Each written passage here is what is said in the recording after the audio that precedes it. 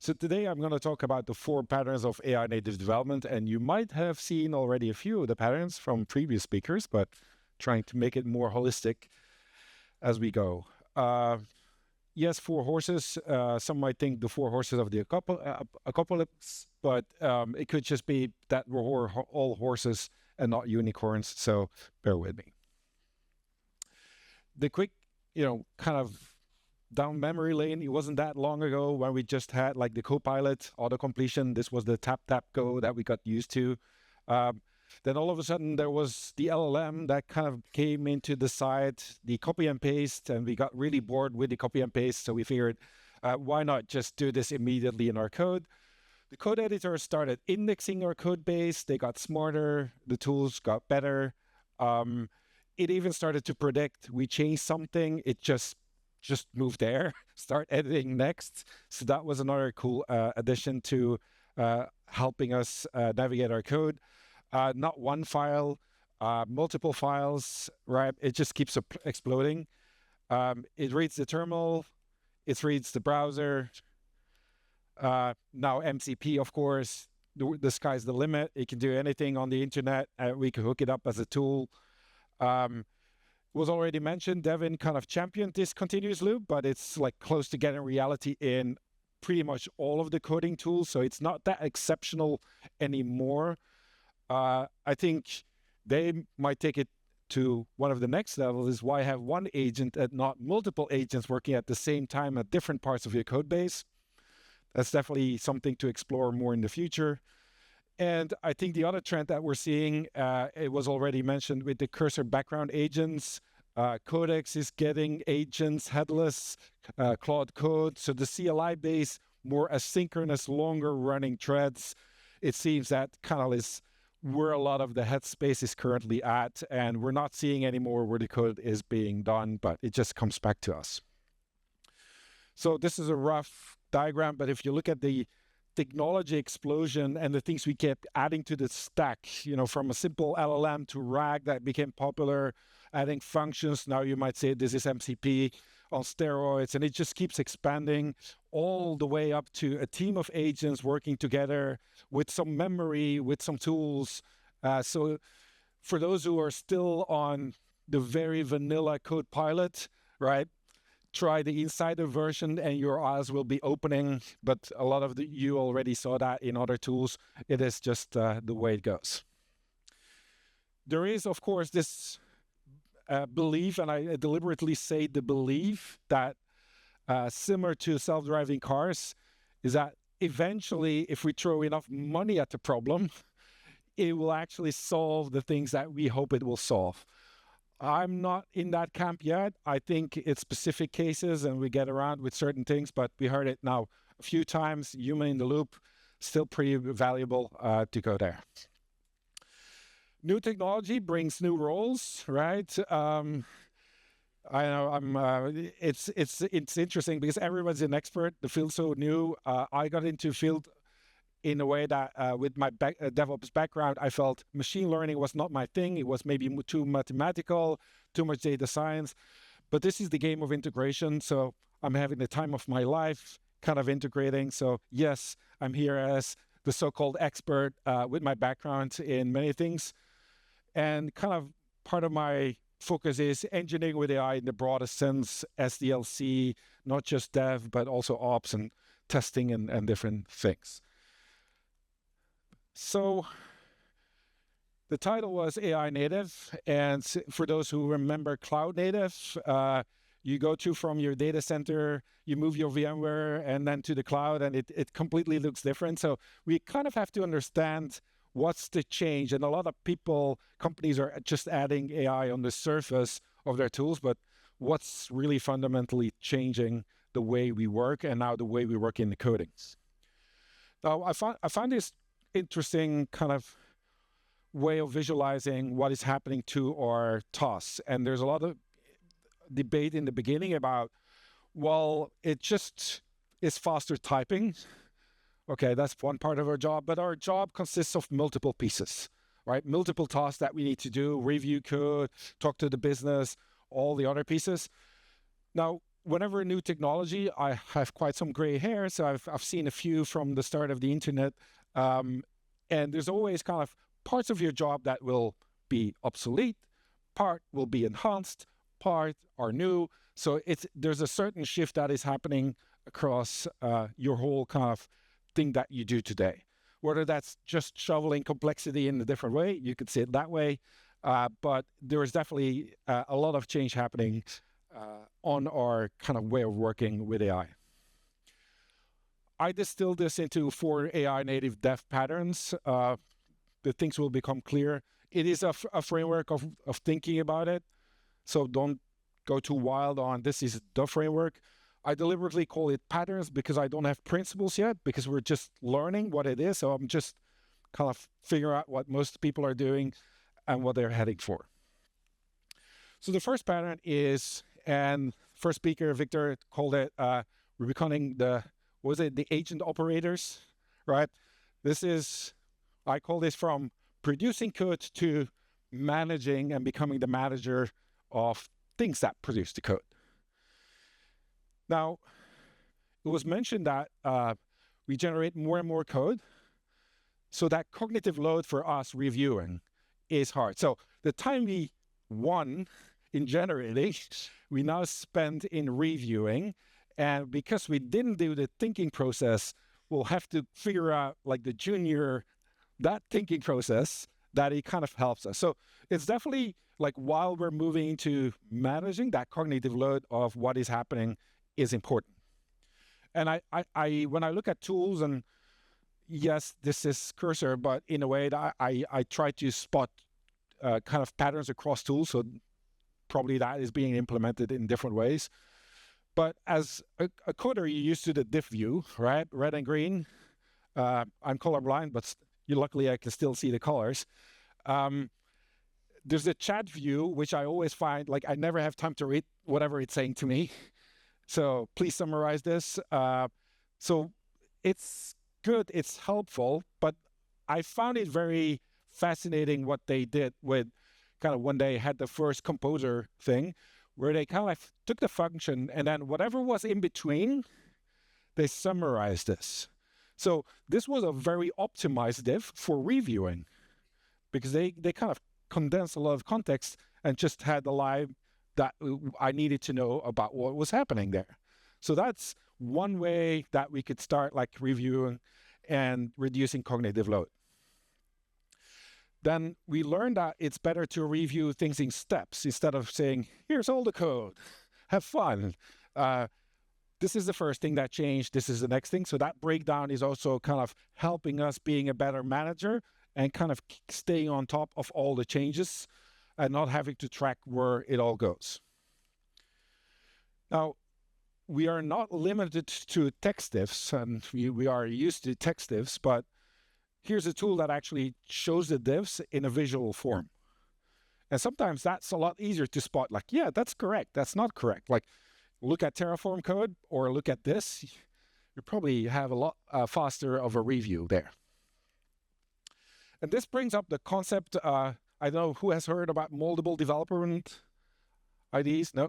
So the premise of moldable development environment is that the IDE is not just a generic coding editor or text editor, but the editor will adapt itself to whatever you are reviewing, whether that's understanding the business problem, whether that's the diagram.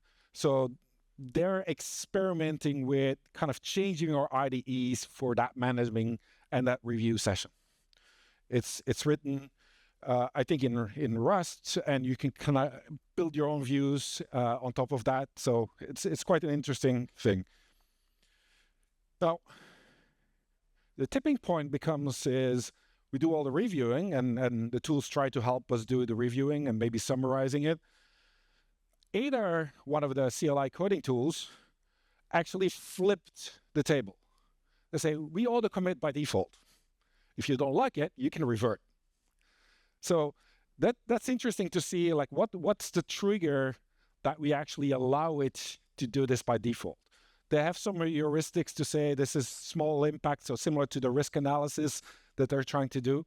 But obviously, it's still your job whether you push it, yes or no, but the commit is already done.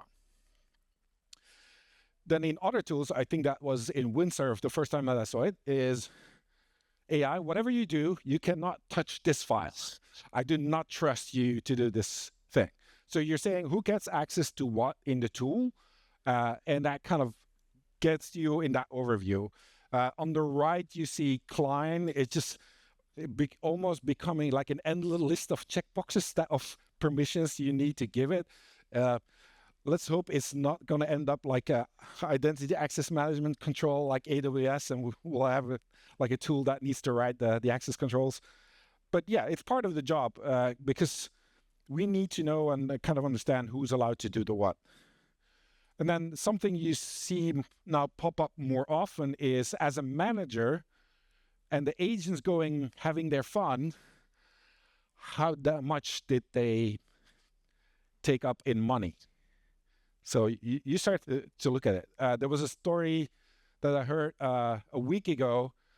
I think it was a CTO from SourceGraph who's spending $80 a day on coding agents. It just says like 7 running at the same time the whole day. Now he can afford it. I can't, but it shows you that that money aspect is still important.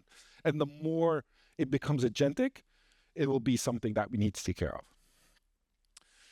And the longer the generation becomes, it was said that the LLMs like to generate things over and over again. Well, of course, but with our money, with our time, so we kind of want to deal with this. And you start seeing more and more in the agent checkpoints where you can kind of say, it was good until here, now from here, start again. So they don't have to do the whole kind of loop again. Now, if you're a manager, it's not about just generating the app. It's also in production. So good luck, right? Who did what? It's if you haven't seen this code, it's really hard. But hey, as DevOps, we're used to this because we're used to throwing things over the wall and we have no clue who coded it, but we are still responsible and on call. So we're probably the best to deal with this fuzziness. But the concept also of moldable development also exists in moldable exceptions. So it adapts to the problem of you reviewing when there's an exception or a problem happening in production. So that same reviewing thing is happening.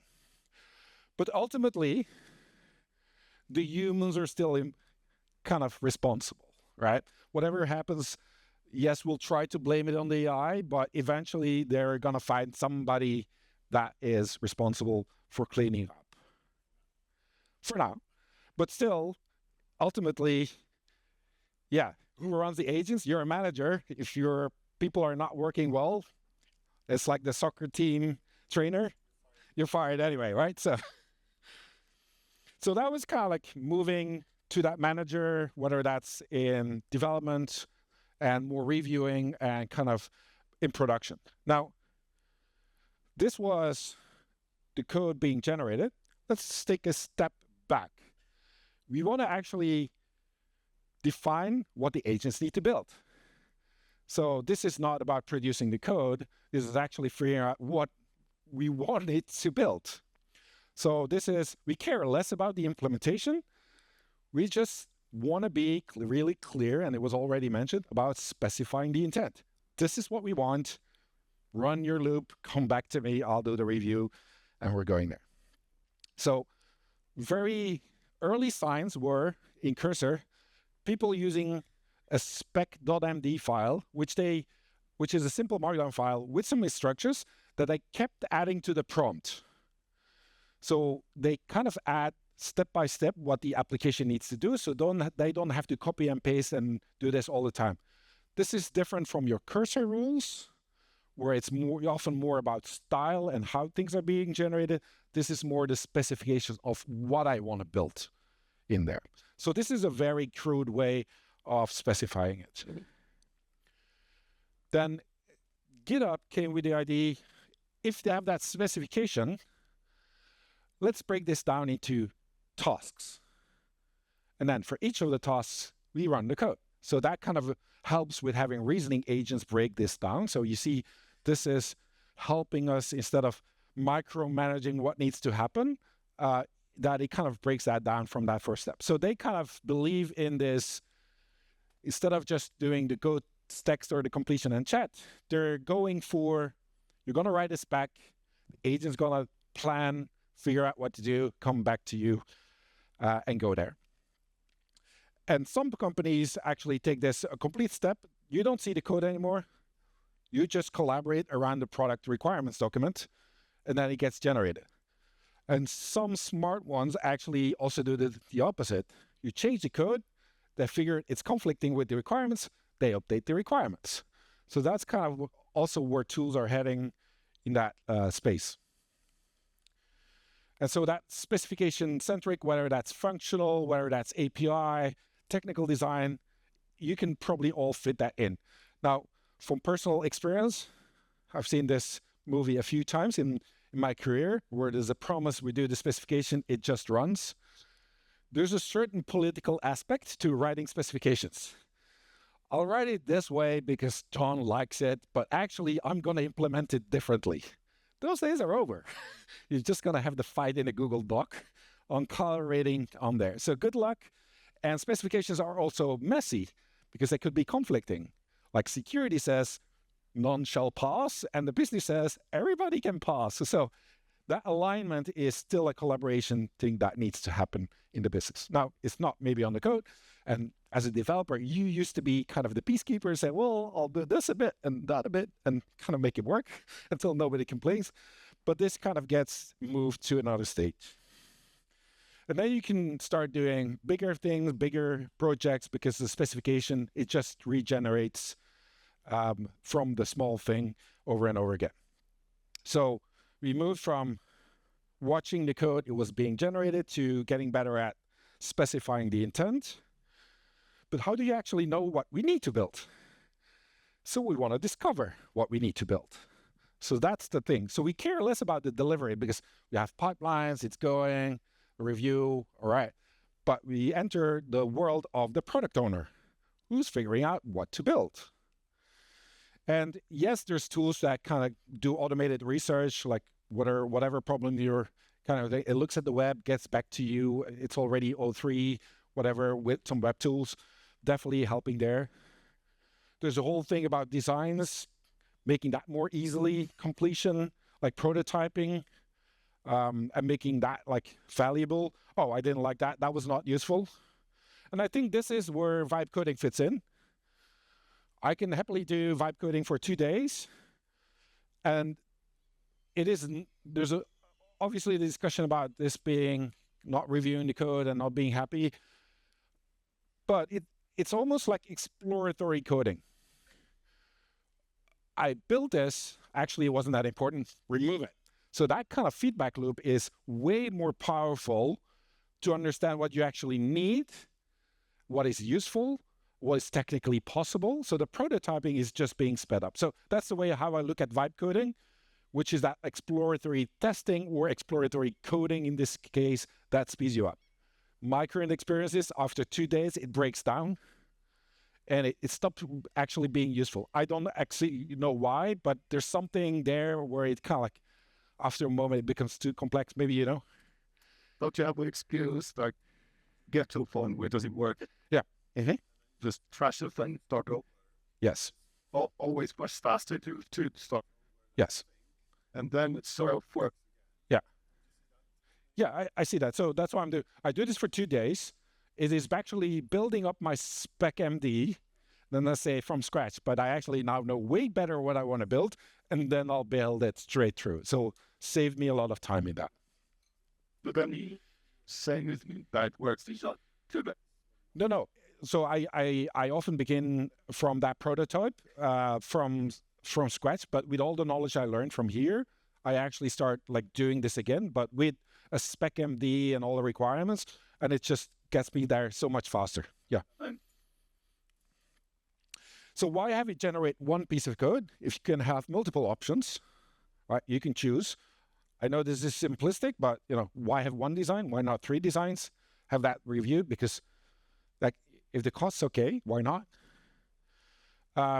You're here in the world of Lovable, of course.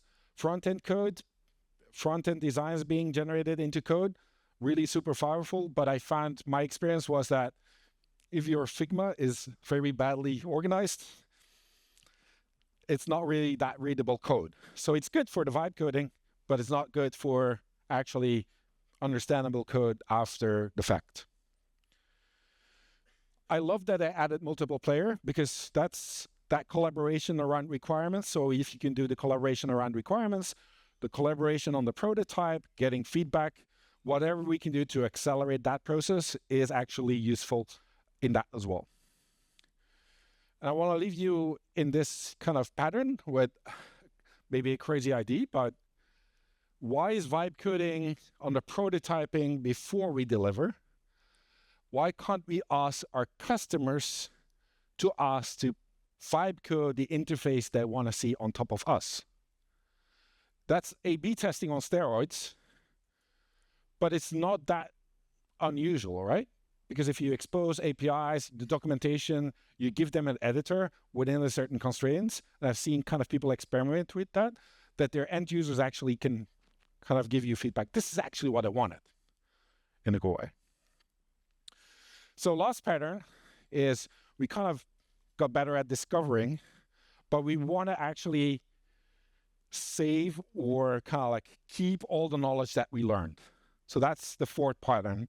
And I would say this is somewhere typically, I know I've never met a company that has a knowledge manager, but somewhere there's a lot of belief that it's in the data science and the analytics and the truth is out there somewhere in that data.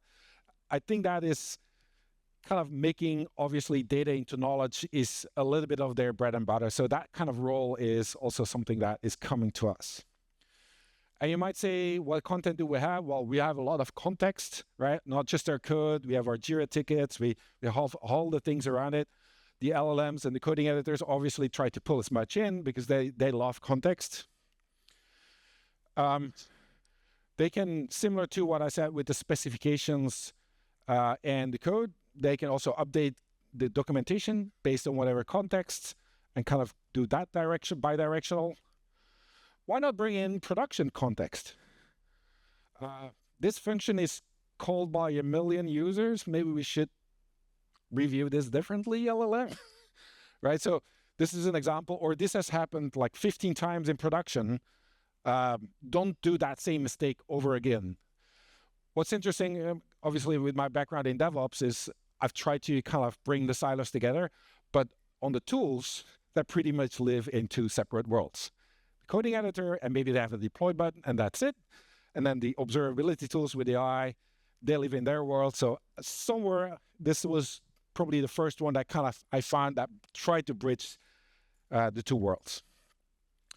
And then kind of that knowledge, whether that's in your incident responses that you learn from this. This is Google helping engineers write better incident response based on contextual awareness in production. And why not turn your code bases into lessons? The new person is coming up. Here's the lessons, what you need to know. The example was just ask. That's one way, but imagine it's almost like a predefined lessons. This is how authentication works. This is how we did this. This is the frameworks. So tools that are getting there. Now, ultimately, you want to keep some kind of memory.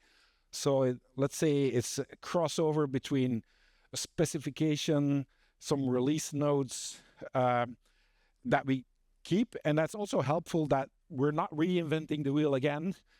Within 6 months, somebody tries the same thing again.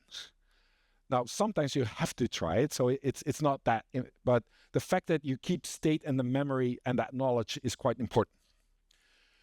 And, Devin, I found this quite interesting in a way that you chat with the LLM and all of a sudden they say, well, I think this is important. Should we save this as knowledge? So that's helpful for the LLM. That's helpful for the human, but it's helpful for a long period. So I think that is almost like inline knowledge management in there. And then that knowledge can be used to reply to humans asking questions, obviously, on your PRs because it has all that knowledge, has all their history, so it can go there. So this was, in a nutshell, the 4 patterns. Naming is hard, but I hope it actually shows you that you as a developer, we've talked about becoming full stack. Now fan out even more, become a little bit of an ops or a manager, kind of become a QA architect, get a little bit into knowledge, and become the product owner and help them with that. So that versatility is maybe where part of our tasks and our jobs would move into. Now, if you're interested, I curate this landscape similar to the CNCF. I have now around 300 tools in the broader sense of AI and SDLC being used. Obviously, code editors is the one that explodes, but there's something for everybody right now in that space. And yeah, I'm part of this community that also brings me here. They allow me to talk about this space, find interesting subjects, and I think it's trying to get better at our craft, and we can only do that with getting the stories out and listening to people and kind of learning from each other. So we have a podcast, we have a news site, we have 2 times a year we just had a virtual conference, we do the meetups. So if that's of any interest, please go there. And they also were so kind to sponsor the pizza and the beer. So that's also great. And that's me. You can find me on LinkedIn if you want to get the slides, or I have a YouTube channel if you want to know more of my other talks. I have a variety in there. And that's it. And thank you very much all for coming. And I also want to thank Richard, right? Robert, sorry. I knew it was with an R, and then that made me hesitate. It's getting late. Thanks for organizing, and all the other speakers as well. And yeah. Do we have time for questions, or? A few questions we have time for. Sure. All right, that was loud. I love the patterns that you're showing and sort of some kind of direction. I was talking in the break about it used to be some kind of trinity around product development, around there's tech, there's product, and there's design, something like that. It could be variations. Now, when we're becoming a little bit of everything, where do you see that going? What will product development be like in, let's say, a year or 2? Or how do you see this going if you gaze into the future? Will it be still the same way that we have this 3 or 4 or whatever it is, categories of people working on their own, and then you bring it together? Or will it be one person, or how do you see it going? Yeah. Who will be responsible for what? So the impact on the organization is another talk that I have, and it is hard to say because you see different directions. Like some teams are getting smaller, and it's like 1 or 2 persons, and they can do it all thanks to the help with AI.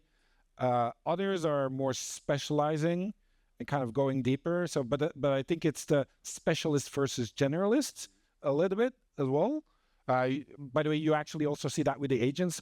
The generalist agents were like super cheap, and then the specialist agents, maybe the security vulnerability checkers, go there. But it's really hard to say how it's impacting, because what I portrayed here is from a dev perspective, but I could pretty much say the same thing from a product owner perspective. Like, now you can code, you don't have to wait, you can do better prototyping, you can do better research. So there's a tendency maybe to kind of get closer together. I think it's, too soon to see the impact, but it's definitely, if you use more of the tools, you'll have a better chance. And it sounds a little bit lame as a thing, but right now that's kind of the best that I can answer on that. The jury is still out on what. Yeah. It's a little bit like people are talking about, will there be coders anymore? We have it all, those kind of things. Where will it land? Will it be on the developer? Like, there's another way. It's a good question. Like, if you would say, do we still need to be able to read the code? My take on this is, if there's a problem, like, I was going to say who going to call, but the fact that somebody needs to understand this. Now, we could be that internally, there's an internal language, but it adapts itself to my mental model that I understand for giving a decision. So it's a little bit like that moldable thing. It will kind of understand what I know. It will present it like that. Now, does everybody need to do that? That brings up that often the question is, will it only be the seniors who say yes, no, and the juniors do not have a chance? It's usually the seniors making that remark. And when I ask the juniors, they say, we can learn so much faster with AI. So it's really hard to say what kind of is the impact on this. And should they learn all the things? I have a story of kind of my son wanting to do a Minecraft server, and I gave him a Linux machine, and I thought like, hey, is he gonna have fun? And the next day he comes to me, I can just, pay for this, right? I do not have to do this. And probably he's smart as well, right? But like, where do you put that line? So will we need fewer of them? It's hard to tell. Thanks for a great talk. It's a pretty vague question maybe, but I was thinking a lot about how you can make, when you work together with the agents or with your AI coding tools, you don't want to have to re-specify everything over and over again. So you kind of want to be able to, like with any other colleague, for them to get to know you.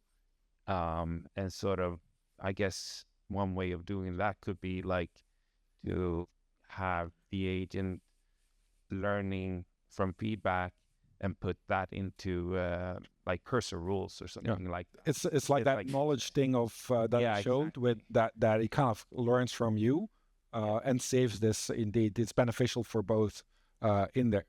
Now, just continue. No, there's for those who remember in the DevOps space, there was a CF engine. I don't know if anybody's familiar. This was a precursor to Puppet and Chef and then Ansible, right? CF engine was actually agent-based. But one of the problems is specifying that rules in a way, and then everybody had to trust the system, right? And not babysit the system. And that kind of is part of that trust aspect, that sometimes that simple thing is getting in the way because our mental model is not what you need it to be. So, but yeah, anyway, it's a fascinating time. I think we're at time. Yeah. Cool. Cool. Well, find me in the break and ask questions away. So thank you. Yeah. Thank you both.